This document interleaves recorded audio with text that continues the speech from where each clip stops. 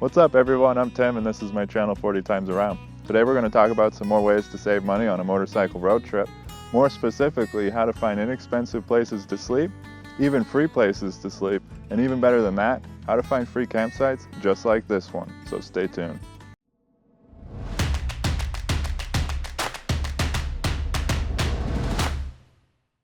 So when you're planning a motorcycle trip and you're looking to cut down on costs, the first thing you have to look at is what is fluid?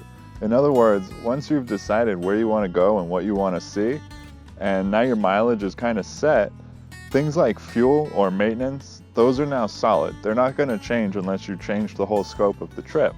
Things that are fluid would be food or lodging. Those are things that can easily be changed and adjusted to fit your budget. So today we're going to talk about lodging, and we're going to get into some ideas on how you can find inexpensive places to sleep, free places, free campsites, some things I use when I'm looking for a place to sleep on a motorcycle trip.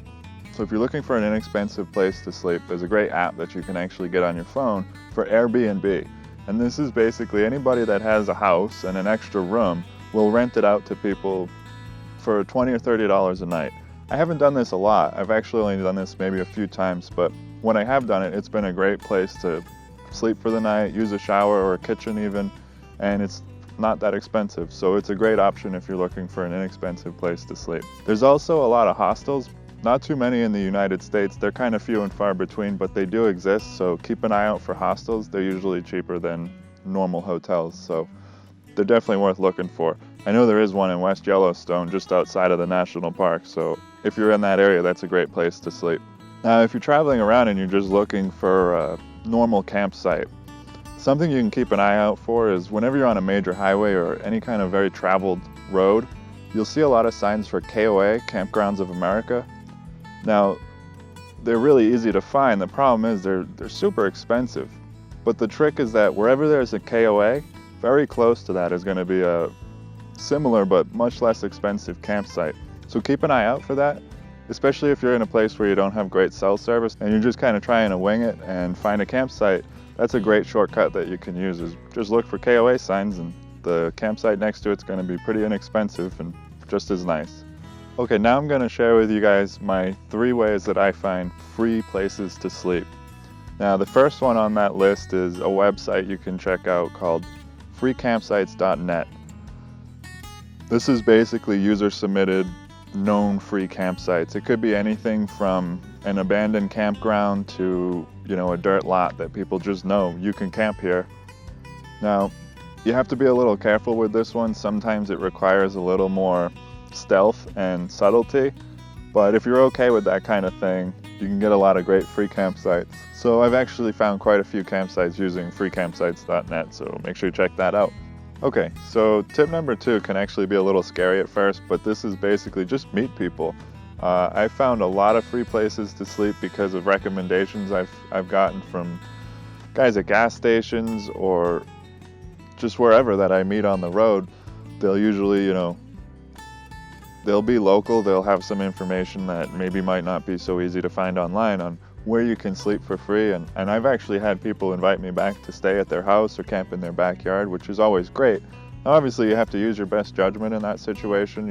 You want to make sure the person is trustworthy. I found this to be a great resource to finding free places to sleep. Also, I have a lot of friends all over the United States, so I try to make a lot of visits when I can if I'm in a certain area, and it's usually good for, catching up with friends, getting a free shower and a free place to sleep. So that's another awesome resource you can use to find free places to sleep. Okay, so the third way to find free places to camp is actually my preferred choice, and that is National Forest and BLM. BLM is Bureau of Land Management. So National Forest is basically just land that's been set aside for use for anybody in the public, for recreational use and camping, obviously. If you're traveling around in the United States and you're going to national parks like I usually do, most of my trips are planned around national parks. Just outside of any national park, there's usually a national forest very close by. And in these national forests, they'll have areas set aside for dispersed camping. So dispersed camping, if you're wondering, Google says dispersed camping is the term used for camping anywhere in the national forest outside of a designated campground. Dispersed camping means there are no toilets, no picnic tables, no trash cans, no treated water, and no fire grates. These have been some of the most beautiful campsites I have found. They're usually worth going out of your way to see. Now, one thing to consider if you're not on an adventure bike like this is that most of the access roads to National Forest campgrounds are going to be dirt roads. Something to consider if you're not on an adventure bike like this. Another thing to consider too if you're staying in dispersed campgrounds is that you check local regulations on fires and fire restrictions. I was actually out in California last summer and they had fire restrictions and burn regulations all over the state.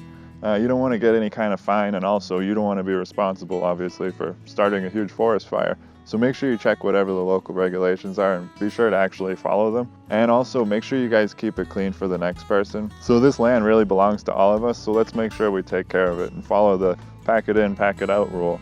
Just take all your trash out with you. Don't be a dirtbag. Alright, so those are my tips on how to find inexpensive places to sleep and free campgrounds. Hope you guys got something out of this video. If you did, make sure you hit the like button. Don't forget to subscribe if you guys want to see more of my videos about motorcycles, camping, adventure, traveling.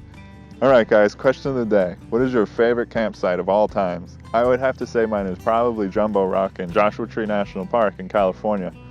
But I'd love to hear from you guys, so let me know in the comments below. Thanks for watching. See you guys soon.